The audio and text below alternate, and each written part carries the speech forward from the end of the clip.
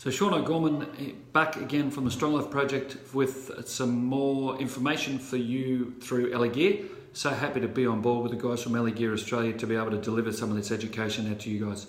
This one's specifically focused towards police, military and first responders. What I want you guys to understand is that stress and the pressure of what you go through in your career will give you obviously a fair bit of grief at times.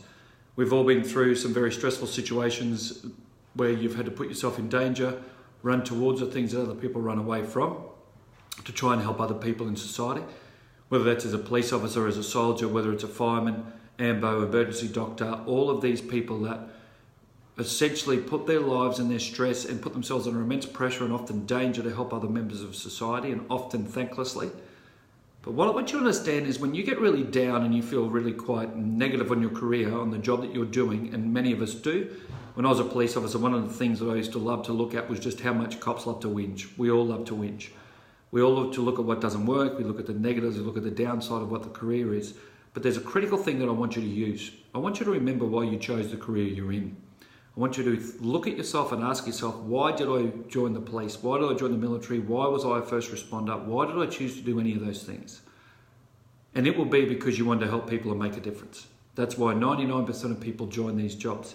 And when you can actually get back to unraveling the drama and unraveling the stress and the difficulty of dealing with the institution that you work for, dealing with the department you work for, if it's military, the government, whether it's dealing as a first responder with fire service, ambulance service, with police, whoever it is, when you can actually unravel back to why you chose to do the career you do, it will give you great insights into how to keep moving forward.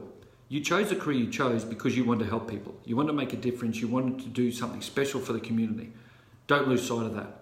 Don't let some of the negativity and the drama that you become involved in because of the job you do and some of the trauma you see and some of the difficulty you experience is absolutely going to impact you and make it tough.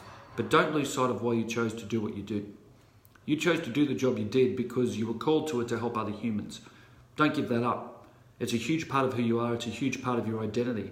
If you get to a point where, like I was, you suffer mental trauma and injury, that means you can no longer do that job, no problems. But if you're somebody who really still wants to stay in the job you're doing, but you're struggling with the stress and the downside of it, then remember why you chose a career. I look back at 48 years of age, I've been out of the police 16 years, I've had a very successful corporate career for 15 of those years, now in the Strong Life Project doing what I absolutely love, helping other people. But some of the proudest moments of my life still come back to being a police officer. To actually putting my life on the line and risking everything for myself to help other people gave me an immense sense of satisfaction. Don't lose sight of why you chose your career. Don't lose sight of why you do what you do. You are an integral part of what you do. As a police officer, military, first responder, you guys do amazing things for the community. The community at large really appreciates it.